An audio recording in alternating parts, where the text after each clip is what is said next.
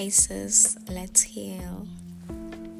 Welcome back, everybody. Welcome back to another episode of Real Girls Heal Things. I'm Karabo, your podcast host. And welcome back to a brand new episode. It has been a crazy 2 weeks.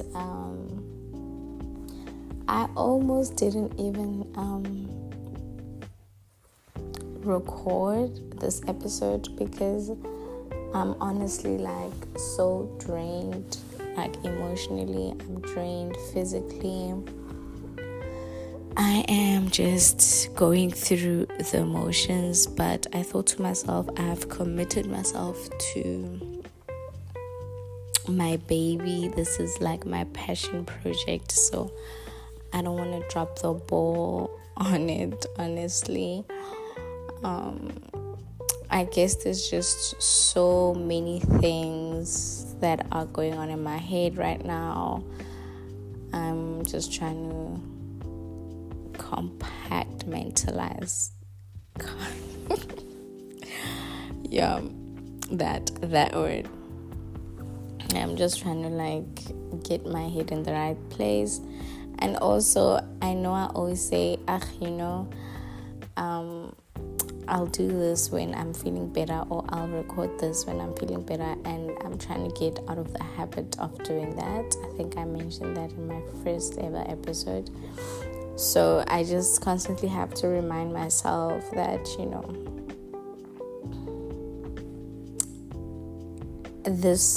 the whole idea even of this podcast is to be able to be myself in every space of my life. So we don't really have a topic, but maybe I kind of do. And I want to talk about resilience in today's episode.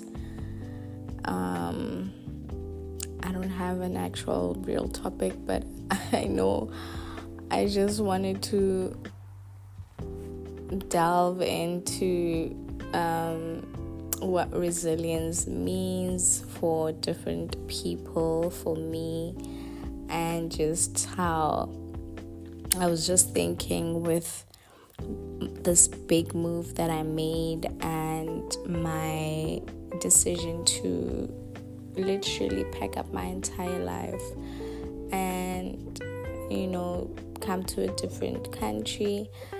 This decision was so heavy on me. So let me give a backstory. Regarding my move here. If you don't know, or if you are listening to my podcast for the first time, I have recently moved to Japan. I've been here for, I think, a full 7 days now. Yeah, it's been a full 7 days today. And I've relocated for a job. I will be teaching English. My official day actually starts on Tuesday, so I've been going through training for the whole of last week, and then after training I had to move into my apartment, which was a lot, but we'll get into that. So I wanted to give a backstory with this moving thing. So last year, actually even before last year, I've always wanted to move abroad. The idea was to go to China. So when I graduated and I couldn't find any job opportunities at home, I looked into relocating to China for a while. But my child was still very young at the time. She was maybe even a year old or something. So, and my mom at the time was just there's no way you're leaving your child. She's still too young. Maybe when she's older, right? So the idea kind of was in the back burner for a while. I kind of forgot about it. And obviously then things obviously just kept getting worse and worse and worse, and it was getting harder and harder to find a job. So last 2022, I then made the decision that 2023 I would be relocating, and I pretty much committed to that decision for the whole year. If you are into if you know much about this process, then it's a very lengthy process. It's not easy, even though it may seem easy just looking at it, but it's a very, very lengthy process. So the whole of 2022, really, I was doing interviews, I was applying, I was getting rejected. I got rejected by a few companies. Actually, not even if I got rejected by Epic, and Epic is essentially the main or the biggest recruitment government agency for recruiting teachers from South Africa to South Korea. Epic rejected me, and it was, imagine, before you even get to a point where you're doing interviews, there's so many other documents and just things that you have to do to prepare for the interview. So it's a long process before you even get to a point where you have your actual interview. And with Epic, it's worse because you first have to have an interview with your recruiter, pass the interview with your recruiter, and then only get to Epic. So I had passed my interview with my recruiter only to get rejected by the program. And this was after I had committed myself and pretty much invested so much money into the process. But I got rejected by that school. I didn't give up. I still had my documents and stuff, so I still continued to apply and do some interviews. And eventually I found a school. So another a backstory with that school. So when I was starting off the process, I didn't really know much about it. I wasn't really very familiar with what I needed to do. So what I did is I got a agency, a document processing agency to help me. And what these agencies usually do is they help you prepare all the documents that the school will need, and they'll tell you do this, do that, do this, do that, right? So because I was new to the South Korea process, I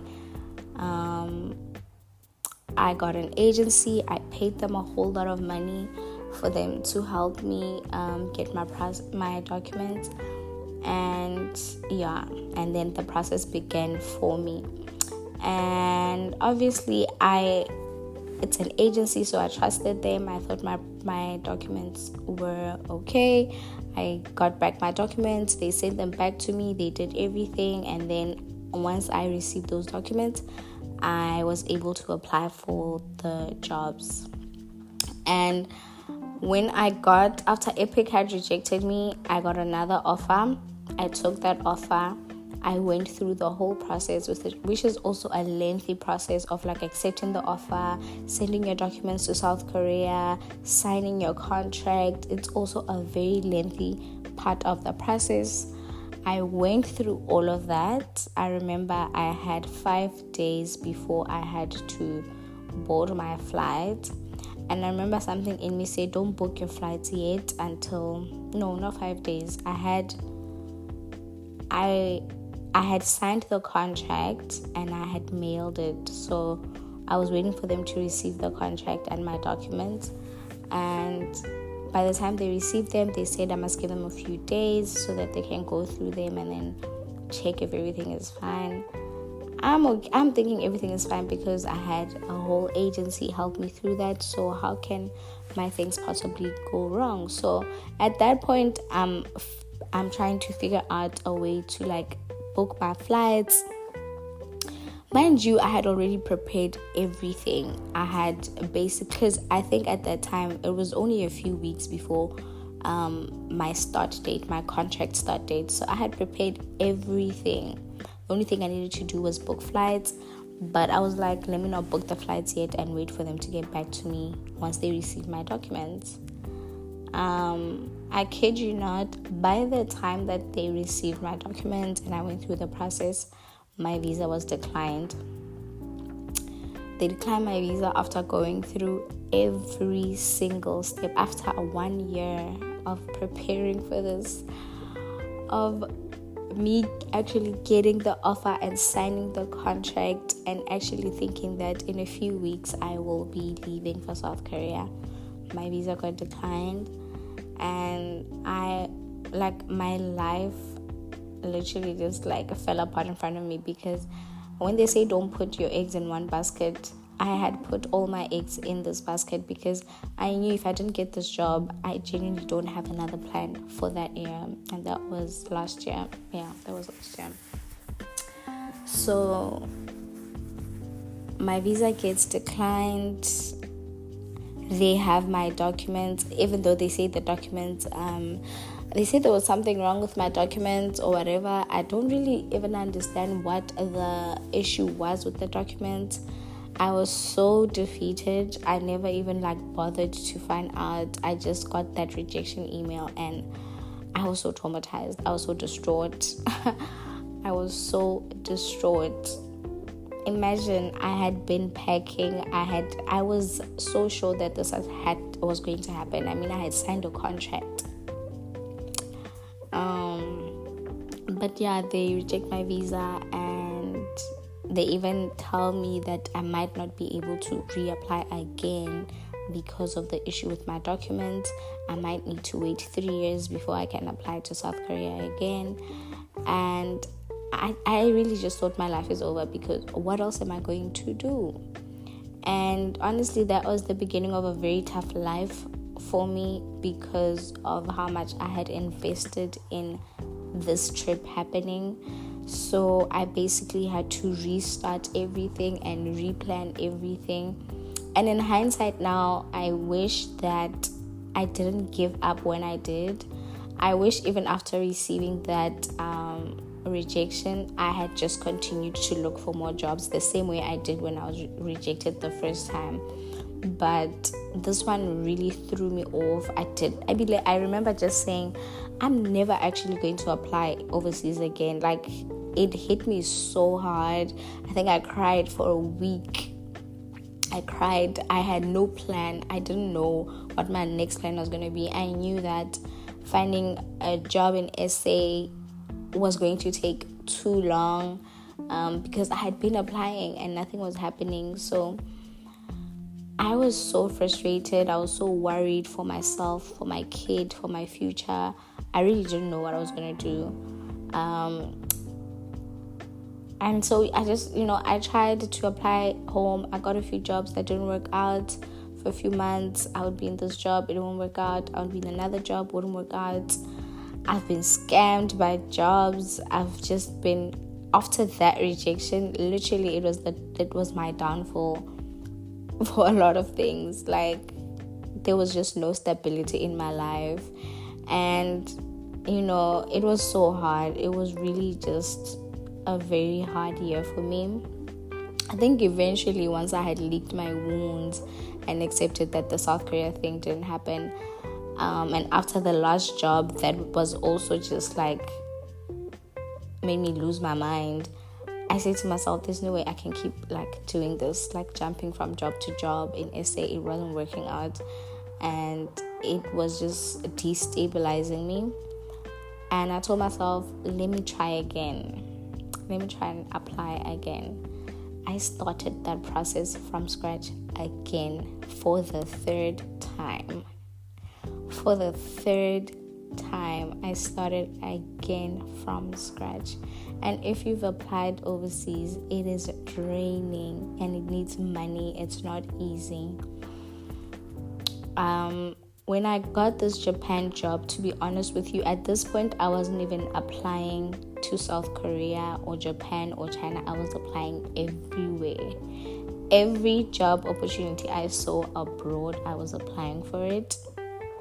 By the time I got this interview, I remember, oh my gosh, the day that I did this interview, I had been crying myself to sleep the night before. I cried so much. I remember that night feeling like I had given up on my life, feeling like I had given up on everything. I had to call my brother that day and ask him to come and fetch my child because I was in such a state. I was crying the whole day. I was freaking out my child. It was so bad. That same day, I got that email for an interview the next day. The next day, I cried throughout that night up until the next day.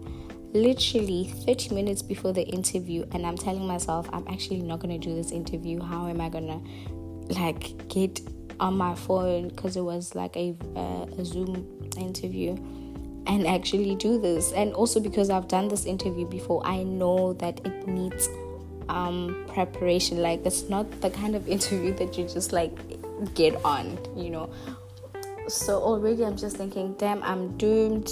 Let me just not do it.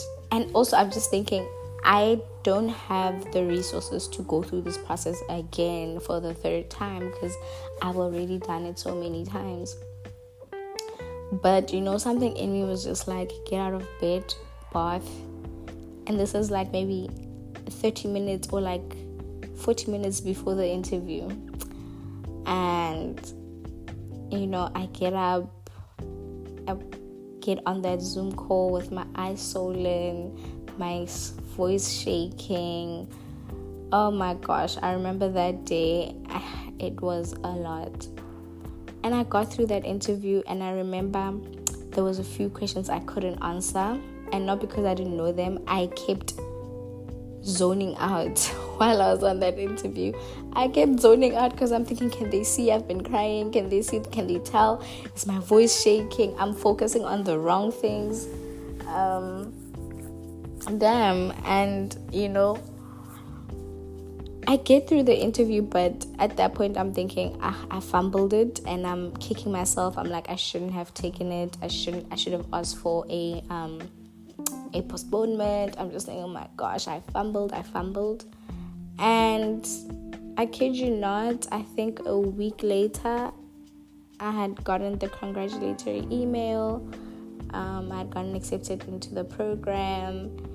And at that point, I thought, God, how?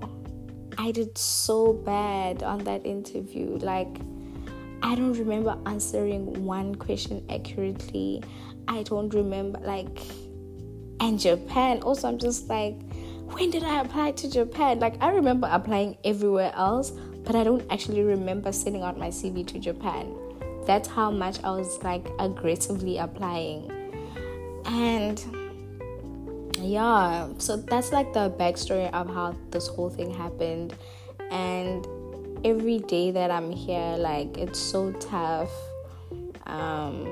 It's really hard because this time around I really did not have the resources to take on this relocation. So I didn't have the finances, I didn't have the support that I had the year before.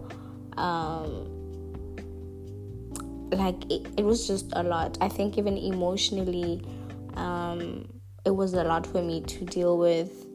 And I had took the job and signed the contract and sent my documents and did all of that, but I was doing it, but I was still I don't think I can do this. And it was also obviously the biggest thing was what is going to happen with my child. That has always been the biggest factor for me, and I actually think that's why maybe last year it didn't happen, was because my child still couldn't comprehend what is happening. I think she understands it a little bit better now, and she understands it better also because I think last year had actually prepared her when she was so sure that I was leaving, but she didn't understand why I was leaving. This year she understands it a lot better. It's tough, but she gets it. So yeah, every day I'm here, I'm a part of me is just the fact that I never gave up on this, the fact that I kept trying even though so many doors kept closing right in my face over and over and over again, after so many rejection emails, after so many like rejections just at home. And I think I remember when I got the congratulatory email, and then they requested me to send my documents to them. And I remember at that time I was in another job that was killing me, and I remember saying to my friend, like, I actually got another job, but I don't think I'm taking it because I don't have the resources or like the support to go there. And my friend said to me, dude, send your documents. And I said, no, how am I going to sign a contract when I don't even know? And this was in Jan, and I think my start date was in April. And I said, I don't have 4 months to just figure out how I'm going to relocate to a different country. And she said, God will see you through it. Send those documents. And I sent my documents. I got my visa. I got everything. When I went to the embassy to go and get that visa done, I went, but in my head I'm like, I'm gonna get another rejection. I'm gonna get another visa rejection. And I went to the embassy, and the next day I got my visa.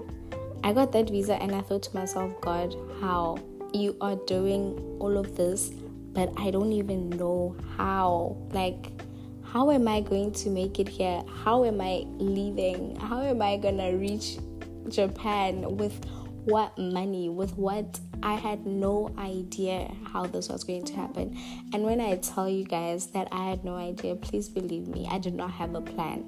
The only plan I had was my friends saying, go. Even to go do my visa, I remember the night before, I said to my friend, I'm not going to get this visa done. She said, why? I said, if I get this visa, then it really means that I'm leaving.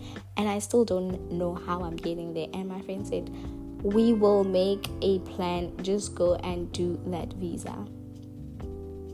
I got my visa, and I still didn't have a plan. But God has carried me. My friends have carried me. I am so blessed. I'm so grateful. I don't know how anything happened. I don't know how I got here. I don't know where all the resources came from, but things happened, and I never saw any of it coming. It was such, guys, I can't even explain it. I can't even explain what a miracle it is that I'm living in. And it's really hard. It's really difficult. I spend my night just crying because every day I'm like, God, I don't know what I'm doing. God, I don't know how I'm surviving. God, I don't know. But I am. Like, every day I'm surviving. The first week was so hard. I was getting lost. I didn't know if I was coming or going. I was in training. Oh, it was a lot, guys. I don't want to lie to you. It was a lot. This process has really emotionally took a lot out of me. But I told myself when I came here that I am going to be grateful every single day that I'm here. Even though I had my own moment this morning where I really just broke down. I broke down. I thought, oh my gosh, I need my mom. I need my dad. I need my parents. I thought of just how usually when you see people moving abroad, you'll find them at the airport with their families, their siblings, their parents, and it was just me. It was just me at the airport. I was alone. I remember standing in those lines just crying by myself. I cried throughout those long check-in lines at the airport, and going through that whole thing alone, it was just so sad. I was sitting in those lines thinking, I'm really doing it, and I'm doing it by myself, and I don't have a plan. Like, I don't have a plan. I don't know what's going to happen. I don't know what to expect. I don't know if I get there and something goes wrong, who's the first person I'm gonna call and like say rescue me, but I also knew that being home would have probably caused me way more harm than me taking this leap of faith could ever do. So I just prayed. I pray even now, and God sees me through every single day. God really I don't know how, guys. I promise you, I don't know how He's doing it, but He's doing it. In a few days, I'll start at my first day at work, and man, it even gets me so emotional. Honestly, and I'm emotional because this whole day I've just been crying because it's just tough. It's tough being away from my child. I mean, literally, my child has no one. She just has me. I'm the only consistent thing in her life. And it's tough. But yeah, that's like a little story on my resilience. I had something else in mind, but I think this fits perfectly. I'm happy I never gave up. I'm extremely grateful that I'm here. I am hanging on every single day. I'm just taking it a day at a time, putting one foot in front of the other. And I just keep thinking to myself, I've made it this far. I don't know how, but I've made it this far. And I just have to keep going at this point. And I'm just so grateful to God. I'm so grateful to my friends. I'm so grateful to the people that are in my life currently. Oh my gosh, I can't even explain how amazing and supportive and helpful and beautiful the people in my life have been. And I know that eventually things will fall into place. I know this is not an easy experience, and I just want to be a little bit more resilient. I know I am resilient, but I want to toughen up a bit, because I think the only way I'm gonna get through this is if I have a good head on my shoulders and I don't allow myself to crumble. I don't allow my negative emotions and negative thoughts to overwhelm me. Although sometimes it does get a little bit difficult and it does get like so heavy for me. Sometimes I'm just like, why do I have to work so hard for things to happen for me? Why do I have to fight so hard for good things to happen for me? But I am grateful nonetheless. I am choosing gratitude over anything else, over the hurt that I feel, over the sadness and the guilt for not being able to be with my kid. And I just know that this is not going to be easy for her, and I know she's also just going to go through so much just individually by herself. And I'm also going to be going through my own emotions. So it's just going to be a really tough thing. But we are grateful and we continue to push forward. We continue to fight because I know, like, I just need to keep reminding myself how I got here and why I got here and the battles I have went through just for me to be here. So I take none of it for granted, and I guess I also just want to encourage everyone to just never ever give up. Giving up is always easy. Giving up is always the easier option, and I've always wanted to take the easier option so many times. I have had chances in my life where I chose to take the easier way out, and you take the easy way out, but you pay for it at the end of the day. So let's keep pushing. Let's keep being as resilient as we can. Let's keep trying and trying and trying. If something else doesn't happen, we try again for something else. We just keep knocking on those doors until God opens them. We remain faithful to Him. We remain trusting that His plans are so much bigger than ours. Because, guys, I am a living testimony. I swear, this is all God's doings. This is just God moving in my life. This is not me. It is just Him. I'm here because of Him. And I hope my story also kind of encourages you, or helps you take heart that things do get better. And God is faithful, and He will do what He said He will do in your life. Anyway, that's it from me. I hope you guys enjoyed this episode. I'm gonna go and cry a little bit. Because I am actually feeling a bit emotional. But thank you guys so much for tuning in. Please don't forget to share your thoughts and tell me about your ways of being resilient and what resilience means to you. I'd really like to hear your thoughts on this episode. I love you guys so much. Keep well, and please continue to heal.